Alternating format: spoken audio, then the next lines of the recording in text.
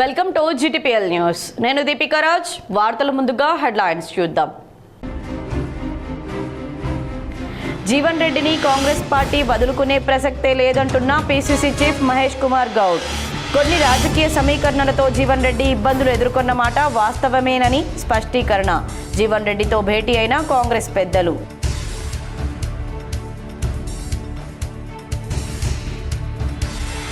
రామగుండం RFCLలో సాంకేతిక లోపం. Shut down ప్రకటించిన అధికారులు, నిలిచిపోయిన ఎరువుల ఉత్పత్తి.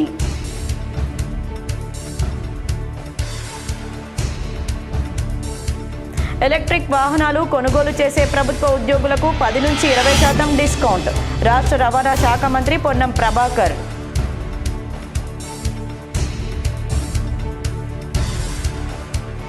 గతంలో ముస్తాబాద్ SIగా పనిచేసిన వెంకటేశ్వర్లను అరెస్ట్ చేసిన ACB అధికారులు.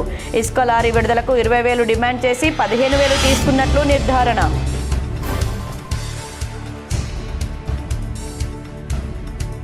పారదర్శకమైన ఓటర్ జాబితా కోసమే SIR. రాజకీయ పార్టీలు సహకరించాలని కరీంనగర్ జిల్లా కలెక్టర్ చిత్రా మిశ్రా సూచన.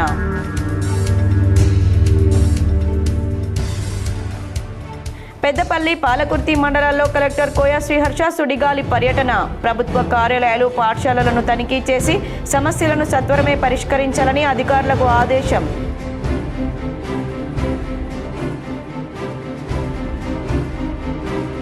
కొండగట్టులో ఏప్రిల్ 1 నుంచి 3 రోజుల పాటు చిన్న హనుమాన్ జయంతి వేడుకలు. భక్తులు ఇబ్బంది పడకుండా ఏర్పాట్లు చేయాలని అధికారులకు కలెక్టర్ సత్యప్రసాద్ ఆదేశం. రైల్వే ప్రాజెక్టులపై త్వరితగతిన నిర్ణయాలు తీసుకోవాలని MP అరవింద్ కేంద్ర మంత్రి అశ్విని వైష్ణవ్ను కోరారు. రైల్వే ప్రాజెక్టులపై త్వరితగతిన నిర్ణయాలు తీసుకోవాలని నిజామాబాద్ MP అరవింద్ ధర్మపురి కేంద్ర రైల్వే శాఖ మంత్రి అశ్విని వైష్ణవ్ను లేఖ ద్వారా కోరారు. ఉత్తర తెలంగాణకు సంబంధించిన ముఖ్యమైన రైల్వే ప్రాజెక్టులపై ఇప్పటికే పలుమార్లు కేంద్ర మంత్రివర్గానికి అరవింద్ అభ్యర్థించిన విషయం తెలిసిందే. అయినప్పటికీ కొన్ని అంశాల్లో ఇంకా నిర్ణయాలు ఆలస్యం అవుతున్న నేపథ్యంలో ఆయన మరోసారి కేంద్ర మంత్రికి విన్నవించారు. సుదీర్ఘ రాజకీయ అనుభవం ఉన్న జీవన్ రెడ్డిని కాంగ్రెస్ పార్టీ వదులుకునే ప్రసక్తే లేదని PCC చీఫ్ మహేష్ కుమార్ గౌడ్ స్పష్టం చేశారు. కాంగ్రెస్ పార్టీని రేపు వేడేందుకు సిద్ధమైన జీవన్ రెడ్డితో జగిత్యాలలో PCC చీఫ్ మహేష్ గౌడ్తో పాటు AICC కార్యదర్శి సచిన్ సావంత్, ప్రభుత్వ విప్ ఆది శ్రీనివాస్ భేటీ అయ్యారు. గంట పాటు జీవన్ రెడ్డితో చర్చించిన కాంగ్రెస్ పెద్దలు పార్టీని వీడొద్దని కోరారు. సుదీర్ఘ అనుభవం ఉన్న జీవన్ రెడ్డిని పార్టీ వదులుకోదని తెలిపారు. కొన్ని రాజకీయ సమీకరణలతో జీవన్ రెడ్డి ఇబ్బందులకు గురయ్యారని, రాజకీయంగా కొన్ని నిర్ణయాలు తీసుకున్నప్పుడు ఇబ్బందులు వస్తాయని స్పష్టం చేశారు. ఇబ్బందుల్లో ఉన్న జీవన్ రెడ్డిని 2 రోజుల క్రితం మంత్రులు శ్రీధర్ బాబు, అడ్లూరి లక్ష్మణ్ కుమార్ కలిశారని, నేడు స్వయంగా తామే వచ్చి కాంగ్రెస్తో ఉన్న అనుబంధాన్ని తెంచుకోవద్దని, యథావిధిగా కాంగ్రెస్లో కొనసాగాలని కోరామని చెప్పారు. భవిష్యత్తు విషయాలపై చర్చించుకుందామని తెలిపారు. కార్యకర్తల ఒత్తిడి మేరకు ఆయన పార్టీని వీడేందుకు సిద్ధమైనట్లు తెలుస్తోందని, AICC జీవన్ రెడ్డిని వదులుకునేందుకు సిద్ధంగా లేదని తెలిపారు. కాంగ్రెస్లో కొనసాగేలా మా ద్వారా AICC ఆయన్ను కోరడం జరిగిందన్నారు. జీవన్ రెడ్డి పునరాలోచించుకోవాలని, కాంగ్రెస్కు రాజీనామా చేస్తారని అనుకోవడం లేదని మహేష్ కుమార్ గౌడ్ తెలిపారు. దాదాపు 43 ఏళ్ల కాంగ్రెస్ పార్టీ అనుబంధం ఉన్నటువంటి నాయకుడు జీవన్ రెడ్డి గారు. మాకు తండ్రి లాంటి వాడు. రాజకీయంగా ఆయనంతటి సీనియర్ నాయకుడు ఇవాళ ఈ రాష్ట్రంలో ఒకరిద్దరు మినా ఎక్కువ లేరు. 2023 ఎన్నికలు కాంగ్రెస్ పార్టీ విజయం, 63 సీట్లు కాంగ్రెస్ పార్టీ గెలుచుకోవడం, ఆనాడున్న పరిస్థితుల దృష్ట్యా కొన్ని సమీకరణలు జరగడము, వాటి పర్యవసరంగా జీవన్ రెడ్డి గారు ఇబ్బందులకు గురైనారు. ఇంత సుదీర్ఘ అనుభవం ఉండి ఈ వయసులో కొంత బాధపడ్డాడు. కొన్నిసార్లు కొన్ని నిర్ణయాలు రాజకీయంగా తీసుకున్నప్పుడు కొన్ని ఇబ్బందులు వస్తూ ఉంటాయి. దాంట్లో భాగంగానే జీవన్ రెడ్డి గారు కూడా ఇబ్బంది పడ్డారు. వారు ఇబ్బందులు ఉన్నారు కాబట్టే 2 రోజుల క్రితం మా సూచన మేరకు శ్రీధర్ బాబు గారు వచ్చిపోయినారు. ఇవాళ నేను కూడా మరొకసారి వారిని కలిసి ఈ అనుబంధం, కాంగ్రెస్ పార్టీతో ఉన్న అనుబంధం తెంచొద్దని, మమ్మల్ని వీడొద్దని, యథావిధిగా కాంగ్రెస్ పార్టీలో కొనసాగాలని, భవిష్యత్ విషయాలు మళ్ళీ చర్చించుకుందామనే మాట వారికి విన్నవించడం జరిగింది. కొంత కార్యకర్తల ఒత్తిడి, ఇక్కడటువంటి ప్రస్తుత దృష్ట్యా వారు కొంత ముందుకెళ్ళినట్టుగా. మాజీ మంత్రి జీవన్ రెడ్డితో కాంగ్రెస్ పెద్దల చర్చలు విఫలమయ్యాయి. రేపు రాజీనామా చేసేందుకు జీవన్ రెడ్డి సిద్ధమయ్యారు. కాంగ్రెస్తో మాజీ మంత్రి జీవన్ రెడ్డి బంధం తెగినట్లేనా? నేడు జీవన్ రెడ్డికి కాంగ్రెస్ పార్టీ నేతగా చివరి రోజు అవుతుందా అంటే అవుననే సమాధానం వస్తుంది. జగిత్యాలలో జీవన్ రెడ్డితో PCC chief Mahesh Kumar Goud, AICC కార్యదర్శి సచిన్ సావంత్, ప్రభుత్వ విప్ ఆది శ్రీనివాస్ జరిపిన చర్చలు విఫలమయ్యాయి. కాంగ్రెస్ పార్టీ సుదీర్ఘ రాజకీయ అనుభవం ఉన్న జీవన్ రెడ్డిని వదులుకోవడానికి కాంగ్రెస్ పార్టీ సిద్ధంగా లేదని మహేష్ కుమార్ గౌడ్ స్పష్టం చేయగా, కాంగ్రెస్లో అవమానాలు భరిస్తూ ఉండలేనని జీవన్ రెడ్డి స్పష్టం చేశారు. కొన్ని రాజకీయ సమీకరణలతో జీవన్ రెడ్డి ఇబ్బందులకు గురయ్యారని, భవిష్యత్తు విషయాలపై చర్చించుకుందామని, రాజీనామా అంశాన్ని వెనక్కి తీసుకోవాలని మహేష్ గౌడ్ కోరారు. జీవన్ రెడ్డి మాత్రం సస్యమిరా అంటూ ఇదివరకే తన అభిప్రాయాన్ని ఏఐసిసి కార్యదర్శి సచిన్ సావంత్ దృష్టికి తీసుకెళ్లాలని, ఇప్పుడు సమస్య పరిష్కారం ఎవరి చేతిలో లేదని తేల్చి చెప్పారు. కాంగ్రెస్ రాజీనామా చేసి ప్రజాక్షేత్రంలోకి వెళ్తారని, తదుపరి నిర్ణయం ఏ విధంగా ఉండబోతుందో ఊహించలేనని స్పష్టం చేశారు.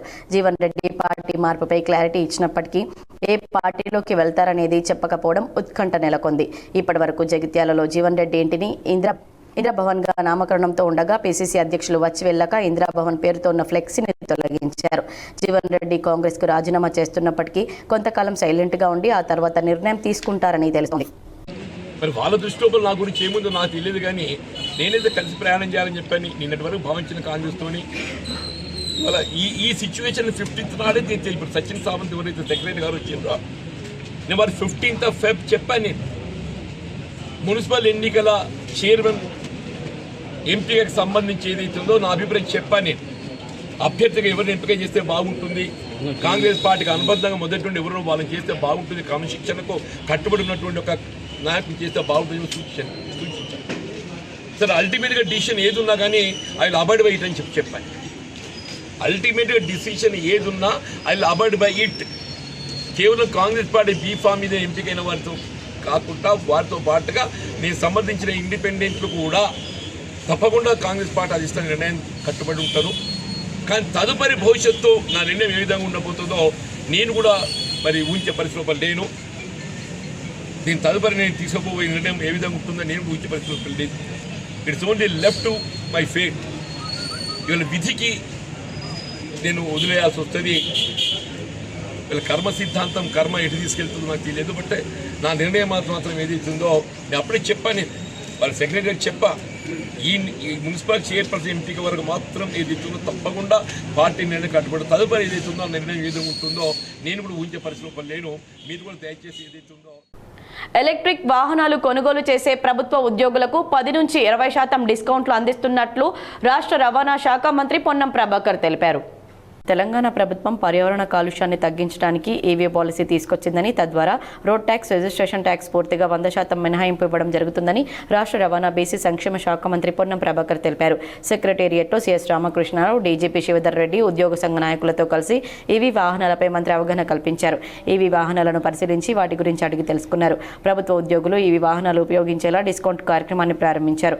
ప్రభుత్వ ఉద్యోగులకు 10 నుంచి 20% డిస్కౌంట్ ఇచ్చేలా Mahindra electrics, Ather energy, Gravton motors, ఓలాతో పాటు పలు కంపెనీలు ముందుకు వచ్చాయని మంత్రి వెల్లడించారు. ఈవీ పాలసీ వచ్చిన తర్వాత రాష్ట్రంలో ఈవీ వాహనాల వినియోగం, తెలంగాణ ప్రభుత్వం విద్యుత్ వాహనాల వినియోగాన్ని ప్రోత్సహించడానికి, సుస్థిర రవాణాను ప్రోత్సహించడం, సాంప్రదాయ ఇంధనాలపై ఆధారపడడం తగ్గించడానికి ప్రభుత్వం విస్తృత ప్రయత్నాల్లో భాగంగా ఉద్యోగులకు 10 నుంచి 20% డిస్కౌంట్ వచ్చేలా ఈవీ కంపెనీలతో ఒప్పందం చేసుకుందన్నారు. రాష్ట్ర ప్రభుత్వం నుండి కొన్ని వాహనాలు కూడా ఈవీ వాహనాలు ఉండేలా ఇటీవల జరిగిన సమావేశంలో ముఖ్యమంత్రి సూచించారని, అందుకు హైర్ పద్ధతిలో లేదా డిపార్ట్మెంట్ల నుండి వాహనాలు తీసుకునేలా చర్యలు తీసుకుంటామన్నారు. విద్యుత్ వాహనాల వినియోగంలో తెలంగాణ, నార్వే, చైనాలతో పోటీ పడుతుందని తెలిపారు. ఈవీ వాహనాలకు ఇబ్బందులు లేకుండా అన్ని ప్రాంతాల్లో ఈవీ ఛార్జింగ్ స్టేషన్లు ఏర్పాటు చేయడం జరుగుతుందన్నారు. క్యూర్ ఏరియాల్లో ఎలక్ట్రిక్ బస్సులు నడుస్తున్నాయని, క్యూర్ ఏరియాల్లో డీజిల్ ఆటోలు కూడా రిటైరోఫిట్గా మార్చి నడపాలని ప్రభుత్వం నిర్ణయం తీసుకుందన్నారు. రవాణా శాఖలో అనేక సంస్కరణలు తీసుకొచ్చామని, స్క్రాపేజీ పాలసీలో భాగంగా 15 సంవత్సరాలు దాటిన వాహనాలు స్క్రాపింగ్కి పంపిస్తున్నామన్నారు. తెలంగాణలో వాహన్ సారథి పోర్టల్లోకి చేరిందని, వాహనాన్ని కొనుగోలు చేసినప్పుడు షోరూంలోనే రిజిస్ట్రేషన్ చేసుకునే అవకాశం ఉంటుందన్నారు. జగిత్యాల జిల్లా నల్లగొండ శివారులో నాటు బాంబు పేలి గొర్రె పొట్టేలు మృతి చెందింది. జగిత్యాల జిల్లా కొడిమేల మండలం నల్లగొండ శివారులో నాటు బాంబు పేలి గొర్రె పొట్టేలు మృతి చెందింది. కన్నయ్యగుట్ట శివారులో వన్యప్రాణుల వేట కోసం తౌడులో పేలుడు పదార్థాలు పెట్టడంతో అటువైపు మేత కోసం వెళ్లిన గొర్రె పొట్టేలు తినగా పేలుడు సంభవించింది. పేలుడు దాటికి గొర్రె మూతి, తల ఛిద్రమై అక్కడికక్కడే మృతి చెందింది. వన్యప్రాణుల వేట కోసం గుర్తు తెలియని వ్యక్తులు తౌడులో పేలుడు పదార్థాలు పెట్టినట్లు గొర్రెల కాపరులు భావిస్తున్నారు. 4 ఏళ్ల పొట్టేలు మృతి చెందడంతో గొర్రెల కాపరి కచ్చు మల్లయ్య ఆవేదనతో ఆందోళన చెందుతున్నారు. పేలుడు పదార్థాలతో వన్యప్రాణులను జంతువులను వేటాడేందుకు యత్నించడంతోనే ఈ ప్రమాదం జరిగిందని తెలిపారు. వన్యప్రాణులను నాటు బాంబులతో వేటాడేందుకు యత్నించిన వారిని గుర్తించి కఠిన చర్యలు తీసుకోవాలని గ్రామస్తులు డిమాండ్ చేస్తున్నారు. గొర్రె మేపుకుంటూ అతను ఒకటికి గొర్రె నీళ్ళ కొట్టుకుపోతాను అతని పొరకల్లా బాంబు కొరికి పొడేలు చచ్చిపోయింది. దెబ్బ తాకింది. ఎంత పెట్టింది బాంబు? బాంబు తవుల్లో పెట్టినట్టు తవుడు బుక్కినాయి, అయితే బాంబు కొరికినాయి. కొరికి పొడేలు చచ్చిపోయింది. 4 గంటల పొడేలు 25 వేలు వస్తాయి అమ్ముతాయి. పొడేలు 25 వేలకు తక్కువ రావు. పెద్ద పొడేలు 4 గంటల పొడేలు. అది ఇది నాకు కొద్దిగా న్యాయం చేయాలి. వాళ్ళకి భయం చెప్పాలి. కొద్దిగా పెట్టేటోడు ఎవడో అది ఇవ్వడు, మనకు తెలియదు. ఎవరైనా దొరికించుకుంటాం ఇప్పుడు మనం.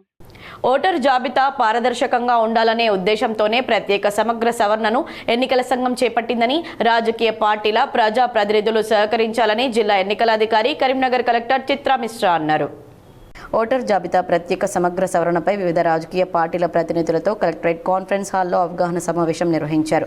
ఈ సమావేశంలో జిల్లా కలెక్టర్ మాట్లాడుతూ ఎస్ఐఆర్ కార్యక్రమంలో బూత్ లెవెల్ అధికారులతో పాటు రాజకీయ పార్టీలు నియమించుకునే BLOల పాత్ర కూడా కీలకమన్నారు. 1950 నుండి ఇప్పటి వరకు 8 సార్లు ఎస్ఐఆర్ జరిగిందని, చివరగా 2002 నుండి 2004 వరకు నిర్వహించారని తెలిపారు. ప్రత్యేక సవరణ ద్వారా జాబితాలో నిజమైన ఓటర్ ఖచ్చితంగా ఉంటారని తెలిపారు. డూప్లికేట్ ఓటర్లతో పాటు మరణించినా, శాశ్వతంగా వలస వెళ్లిపోయినా 2 ఓట్లు ఉన్న వాళ్ళ ఓట్లు మాత్రమే తొలగిస్తారని తెలిపారు. ఎవరూ అపోహకు గురి కావద్దని సూచించారు. రాజకీయ పార్టీలు బూత్ స్థాయి ఏజెంట్లను తప్పక నియమించుకోవాలని సూచించారు. ప్రత్యేక సమగ్ర సవరణ తర్వాత ఓటు హక్కు రాని వారు ఉంటే ఆక్షేపణ చేయవచ్చని తెలిపారు. ఈ సమావేశంలో additional collector Lakshmikiran, RDO Ramesh, వివిధ రాజకీయ పార్టీల ప్రతినిధులు పాల్గొన్నారు. అపర భద్రాద్రి ఇల్లెందకుంటలో సీతారాముల కళ్యాణానికి విస్తృత ఏర్పాట్లు చేశారు. ఈ ఏర్పాట్లను కలెక్టర్ చిత్రా మిశ్రా పరిశీలించి అధికారులకు దిశానిర్దేశం చేశారు. కరీంనగర్ జిల్లా ఇల్లందకుంట శ్రీ సీతారామచంద్రస్వామి దేవాలయంలో జరిగే శ్రీరామనవమి బ్రహ్మోత్సవాలకు అధికారులు విస్తృత ఏర్పాట్లు చేస్తున్నారు. అపర భద్రాద్రిగా పేరుగాంచిన ఇల్లందకుంట శ్రీ సీతారామచంద్రస్వామి దేవాలయంలో 27న సీతారాముల కళ్యాణాన్ని కనుల పండుగ నిర్వహించాలని అధికారులకు జిల్లా కలెక్టర్ చిత్రా మిశ్రా సూచించారు. 13 రోజుల పాటు జరిగే బ్రహ్మోత్సవాల సందర్భంగా కలెక్టర్ చిత్రా మిశ్రా సీతారామచంద్రస్వామి ఆలయ ప్రాంగణంలో అడిషనల్ కలెక్టర్లతో, ఆలయ సిబ్బందితో కలిసి ఏర్పాట్లను పరిశీలించారు. ఈ సందర్భంగా ట్రాఫిక్ నిబంధనలను, రూట్ మ్యాప్ను పరిశీలించారు. మంచినీటి సౌకర్యాన్ని ఏర్పాటు చేయాలని, అలాగే ఆలయ ప్రాంగణంలో పరిశుభ్రంగా ఉండుటకు శానిటేషన్ ఎప్పటికప్పుడు చేయించాలని, మొబైల్ టాయిలెట్స్ ఏర్పాటు చేయాలని, బ్యారికేడ్లను ఏర్పాటుతో భక్తులకు క్యూలైన్ పద్ధతిలో వచ్చేలా చూసుకోవాలన్నారు. రాత్రి పగలు ఎంపీడీఓ సిబ్బంది ఎప్పటికప్పుడు పరిశీలించాలని సూచించారు.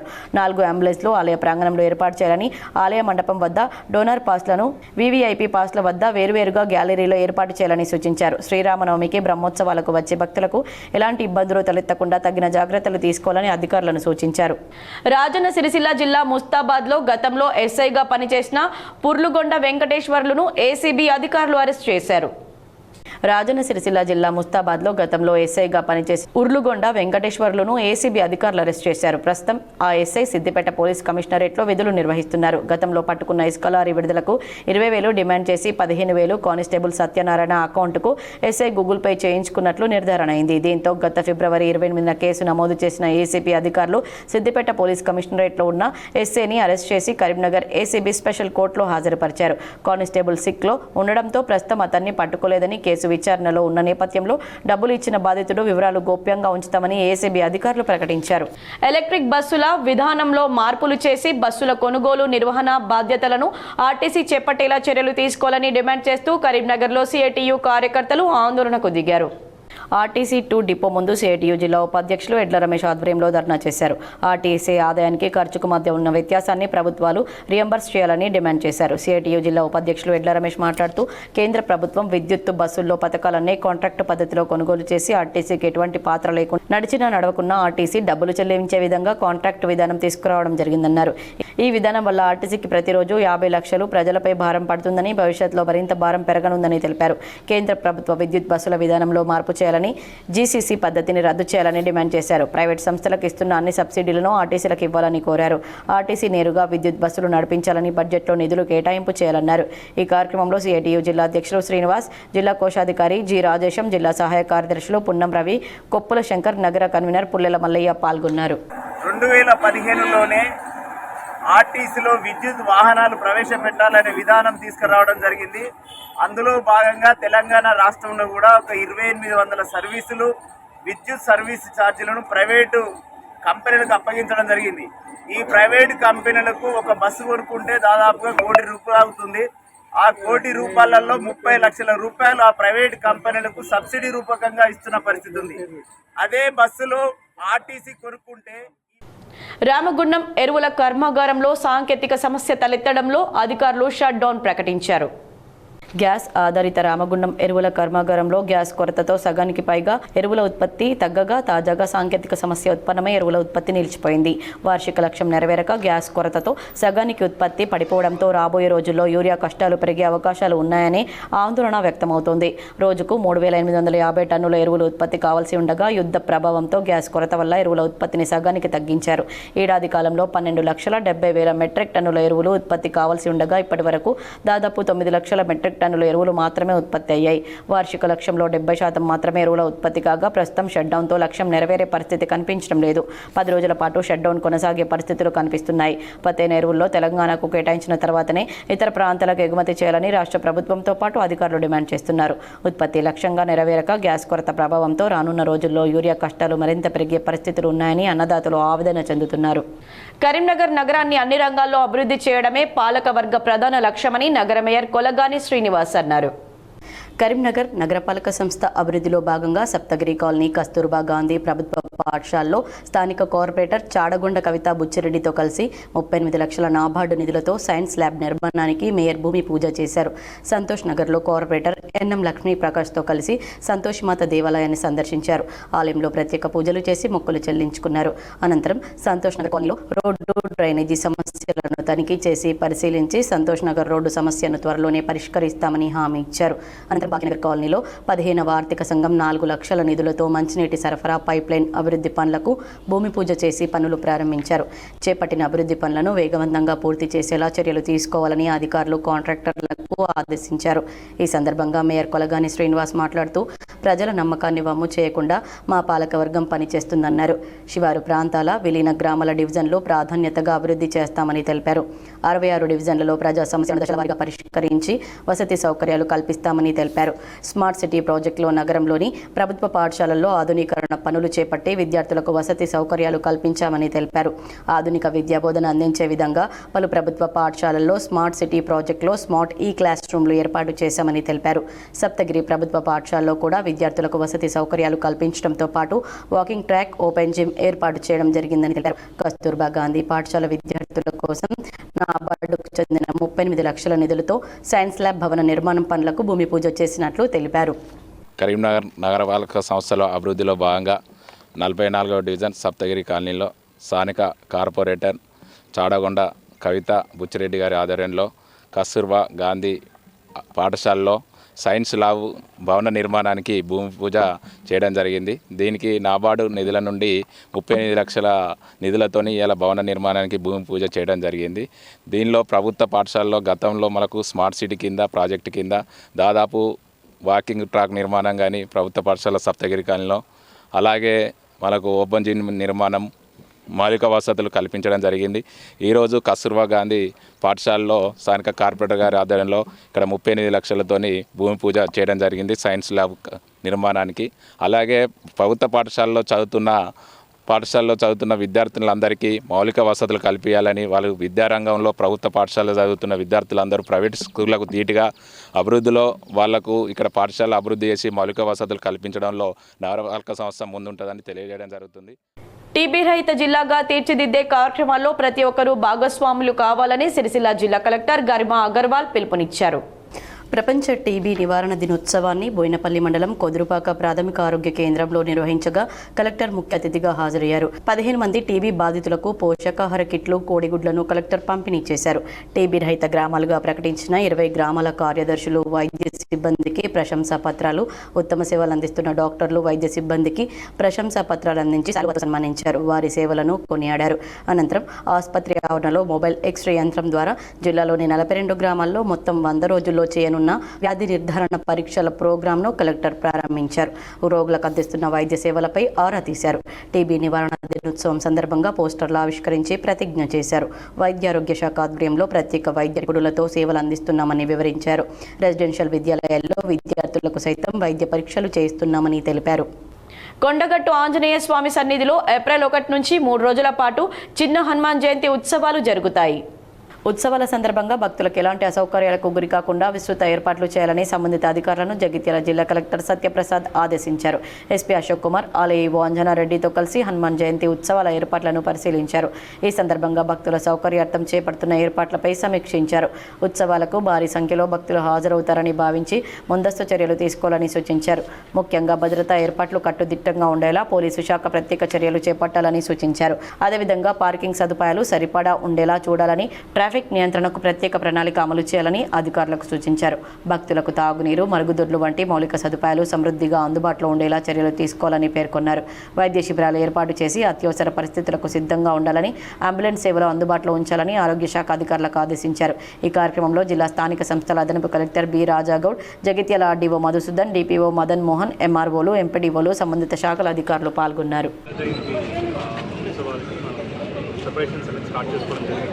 సో లాస్ట్ టైం కూడా సక్సెస్ఫుల్గా కంప్లీట్ చేసుకోవడం జరుగుతుంది. ఈసారి కూడా అంతే సక్సెస్ఫుల్గా అరేంజ్మెంట్స్ అవి లాస్ట్ టైం మేము 2 గ్యాప్స్ ఎక్కడ ఐడెంటిఫై చేస్తాము. అది కూడా పార్కింగ్ విషయాల్లో కానీ, పార్కింగ్ దగ్గర లైటింగ్ సరిగ్గా లేదని చెప్పి లాస్ట్ టైం కంప్లీట్ వాష్రూమ్స్ సరిగ్గా లేదు పార్కింగ్ దగ్గర అని చెప్పి అందుకని అవి స్పెసిఫిక్గా ఇన్స్ట్రక్షన్స్ ఇస్తూ ఉన్నాం.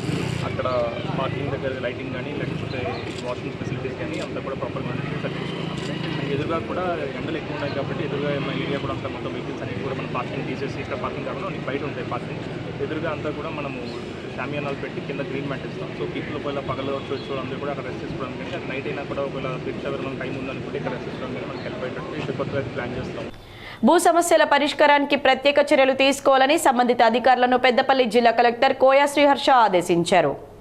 పెద్దపల్లి, పాలకుర్తి మండలాల్లో పర్యటించిన కలెక్టర్ ప్రభుత్వ కార్యాలయాలు, ఆసుపత్రులను, స్కూళ్లను, గోదాంలను తనిఖీ చేశారు. పాలకుర్తి మండలంలోని తహసీల్దార్ కార్యాలయం, కన్నాల మండల పరిషత్ ప్రాథమిక పాఠశాల, కన్నాల అంగన్వాడీ కేంద్రాన్ని కలెక్టర్ పరిశీలించారు. తహసీల్దార్ కార్యాలయంలో స్లాట్ బుకింగ్ ప్రకారం రిజిస్ట్రేషన్ సజావుగా జరిగే విధంగా చర్యలు తీసుకోవాలని ఆదేశించారు. భూభారతి పోర్టల్లో వచ్చే దరఖాస్తులను పెండింగ్లో ఉంచకుండా ఎప్పటికప్పుడు పరిష్కరించాలని సూచించారు. రెవెన్యూ సదస్సుల్లో వచ్చిన దరఖాస్తులను పూర్తి స్థాయిలో పరిష్కరించాలని, 99 రోజుల సదస్సుల్లో వచ్చిన దరఖాస్తులను పూర్తి స్థాయిలో పరిష్కరించాలని, 99 రోజుల కార్యక్రమంలో భాగంగా కార్యాలయ పరిసరాలను పరిశుభ్రంగా ఉంచుకోవాలని, పాత సామగ్రిని పూర్తి స్థాయిలో విక్రయించాలన్నారు. కన్నాల మండల పరిషత్ ప్రాథమిక పాఠశాలలో మధ్యాహ్న భోజన నాణ్యతను కలెక్టర్ పరిశీలించారు. విద్యార్థులకు ప్రాథమిక విద్యా ప్రమాణాలు అందే విధంగా ప్రత్యేక శ్రద్ధ వహించాలని కలెక్టర్ అధికారులకు సూచించారు. నక్కిరెడ్డిపల్లి అంగన్వాడీ కేంద్రం ఆకస్మిక తనిఖీ చేసి అంగన్వాడీ కేంద్రంలో పిల్లల ఎదుగుదలపై శ్రద్ధ పెట్టాలని, నిబంధనల ప్రకారం పౌష్టికాహారాన్ని అందించాలన్నారు. అంగన్వాడీ కేంద్రాల్లో పిల్లలకు పూర్వ ప్రాథమిక విద్య ప్రభుత్వం అందిస్తుందన్నారు. ధాన్యం నిల్వ చేసేందుకు గోదాముల్లో స్థలం సిద్ధం చేయాలని పెద్దపల్లి జిల్లా కలెక్టర్ కోయా శ్రీహర్ష సంబంధిత అధికారులను ఆదేశించారు. పెద్దపల్లి మండలం రాఘవాపూర్లోని జేఎంఆర్ వేర్ హౌసింగ్ గోదాంలను, శాంతినగర్లోని వేర్ హౌసింగ్ గోదాములను అదనపు కలెక్టర్ వేణుతో కలిసి కలెక్టర్ ఆకస్మికంగా తనిఖీ చేశారు. రాబోయే యాసంగి సీజన్ నందు ధాన్యం కొనుగోలు సమయంలో ఇబ్బందులు ఎదుర్కోకుండా ముందస్తుగానే SWS పరిధిలో ఉన్న గోదాముల్లో ఖాళీ స్థలం ధాన్యం స్టోర్ చేసుకునేందుకు సిద్ధంగా చేస్తున్నామని కలెక్టర్ తెలిపారు. గోదాముల్లో ఉన్న బియ్యం త్వరగా లిఫ్ట్ చేసి ధాన్యం స్టోర్ చేసుకునేందుకు వెలుగా స్థలం కేటాయించాలని ఆదేశించారు. ఈ పర్యటనలో జిల్లా కలెక్టర్ వెంట DC SO Srinath, DM civil supply Srikanth, సంబంధిత అధికారులు తదితరులు పాల్గొన్నారు. కేంద్ర ప్రభుత్వం ప్రజా వ్యతిరేక విధానాలను అవలంబిస్తుందని కరీంనగర్లో సిపిఎం కార్యకర్తలు ఆందోళనకు దిగారు. కరీంనగర్ కలెక్టరేట్ ముందు ధర్నా చేసిన సిపిఎం కార్యకర్తలు కేంద్ర రాష్ట్ర ప్రభుత్వాల తీరును నిరసించారు. ధర్నాలో సిపిఎం జిల్లా కార్యదర్శి వాసుదేవరెడ్డి, సిఐటియు జిల్లా కార్యదర్శి గీట్ల ముకుందరెడ్డి, సిపిఎం నాయకులు గుడికందుల సత్యంతో పాటు పలువురు నాయకులు పాల్గొని పెంచిన గ్యాస్ ధరలు తగ్గించాలని డిమాండ్ చేశారు. వేతన చట్టం, విద్యుత్ సంస్కరణ చట్టాలను రద్దు చేయాలని కోరారు. కార్మిక వ్యతిరేక 4 లేబర్ కోడ్లను రద్దు చేయాలని డిమాండ్ చేశారు. విబిజీ రామ్జీ చట్టాన్ని రద్దు చేసి పాత ఉపాధి హామీ పథకాన్ని కొనసాగించాలని కోరారు. రాష్ట్ర ప్రభుత్వం ఇచ్చిన 6 గ్యారంటీలకు చట్టబద్ధత కల్పించాలని, ప్రజా సమస్యలను సత్వరమే పరిష్కరించాలని డిమాండ్ చేశారు. లేనిచో ప్రజా ఆందోళన ఉధృతం చేయక తప్పదని హెచ్చరించారు. చట్టం తీసుకొచ్చింది, అది కూలీలకు పొట్టగొట్టే చట్టము. అంతేకాదు స్వాతంత్రానికి పూర్వం కొట్లాడి సాధించుకున్నటువంటి 29 కార్మిక చట్టాలను రద్దు చేసి 4 లేబర్ కోడ్లుగా తీసుకొచ్చింది. ఇది కార్మికులను మరింత బానిసలు చేసేటువంటి చట్టము. అంతేకాదు రైతులకు ఉపయోగపడే చట్టం తీసుకురాకపోగా రైతులకు వ్యతిరేకమైనటువంటి బహుళజాతి సంస్థలకు ఉపయోగపడేటువంటి కార్పొరేట్ సెక్టర్కు ఉపయోగపడేటువంటి విత్తన చట్టం తీసుకొచ్చిర్రు. ఇది ముమ్మాటికి రైతాంగానికి వ్యతిరేకమైన చట్టము. అట్లాగే విద్యుత్ సంస్కరణ చట్టం తీసుకొచ్చిర్రు. ఈ చట్టం ద్వారా ఇలా మొత్తం కూడా దేశంలో ఉన్నటువంటి ప్రజానీకం రేపు విద్యుత్ బిల్లు మూతమోగేటువంటి పరిస్థితి ఉన్నది. సబ్సిడీలు కరువైపోతాయి, కారు చౌకగా దొరికేటువంటి పరిస్థితి, ప్రైవేట్ వ్యక్తులకు అప్పచెప్పేటువంటి కుట్రలు కొనసాగుతున్నాయి. ఇప్పటికే సగభాగం మొత్తం అప్పచెప్పారు. రేపు భవిష్యత్తులో కూడా మొత్తం అది ప్రైవేట్ పరం చేసేటువంటి ఆలోచనలు. కాబట్టి ఈ చట్టాన్ని రద్దు చేయాలని చెప్పేసి, అట్లాగే అట్లాగే కేంద్ర ప్రభుత్వం ఈ మధ్యకాలంలో యుద్ధం రాకముందే గ్యాస్ ధరలు విపరీతంగా పెంచేసింది, కృత్రిమ కొరత సృష్టిస్తున్నారు. కాబట్టి ఈ గ్యాస్ ధరలు వెంటనే తగ్గించాలని చెప్పేసి కూడా డిమాండ్ చేస్తున్నాం.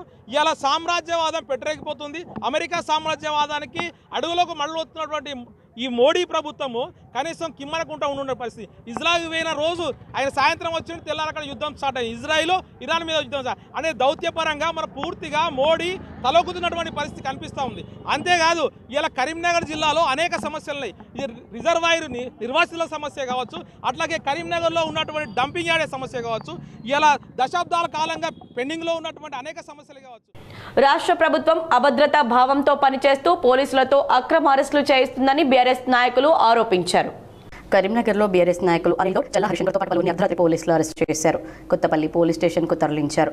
జిల్లా వ్యాప్తంగా రాత్రిపూట పోలీసులు టీఆర్ఎస్ బీఆర్ఎస్పీ నాయకుల ఇళ్లలోకి వెళ్లి అరెస్ట్ చేశారని తెలిపారు. రాష్ట్రంలో ఎక్కడ ఎవరు ఏ పిలుపునిచ్చినా రాష్ట్ర వ్యాప్తంగా ఉన్న ఉద్యమకారులైన బీఆర్ఎస్ నాయకులను అరెస్ట్ చేయడం ప్రభుత్వానికి అభద్రతా భావంతో అక్రమ అరెస్టులు చేస్తుందని విమర్శించారు. అక్రమంగా అరెస్ట్ చేసిన వారందరినీ బేషరతుగా విడుదల చేయాలని డిమాండ్ చేశారు.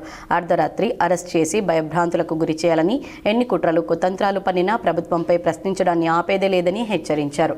వార్తలు ముగించే ముందు హెడ్లైన్స్ మరోసారి. జీవన్ రెడ్డిని కాంగ్రెస్ పార్టీ వదులుకునే ప్రసక్తే లేదంటున్న పీసీసీ చీఫ్ మహేష్ కుమార్ గౌడ్. కొన్ని రాజకీయ సమీకరణలతో జీవన్ రెడ్డి ఇబ్బందులు ఎదుర్కొన్న మాట వాస్తవమేనని స్పష్టీకరణ. జీవన్ రెడ్డితో భేటీ అయిన కాంగ్రెస్ పెద్దలు.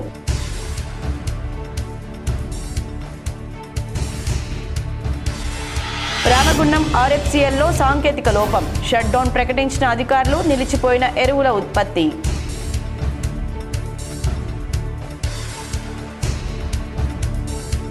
ఎలక్ట్రిక్ వాహనాలు కొనుగోలు చేసే ప్రభుత్వ ఉద్యోగులకు 10 నుంచి 20% డిస్కౌంట్. రాష్ట్ర రవాణా శాఖ మంత్రి పొన్నం ప్రభాకర్.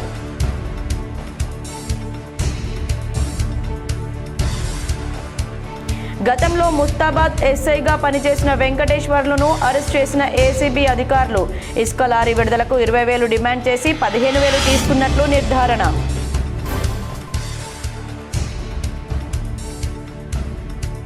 పారదర్శకమైన ఓటర్ జాబితా కోసమే ఎస్ఐఆర్. రాజకీయ పార్టీలు సహకరించాలని కరీంనగర్ జిల్లా కలెక్టర్ చిత్రా మిశ్రా సూచన.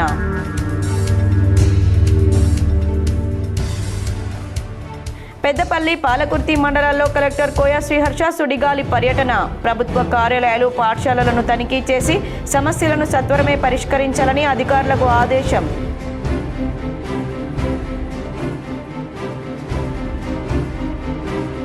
కొండగట్టులో ఏప్రిల్ 1 నుంచి 3 రోజుల పాటు చిన్న హనుమాన్ జయంతి వేడుకలు.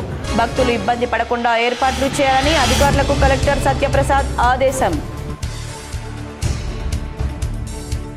ఈ వార్తలు ఇంతటితో సమాప్తం. తిరిగి ప్రసారమయ్యే వార్తల్లో మళ్ళీ కలుద్దాం. అంతవరకు చూస్తూనే ఉండండి మీ GTPL.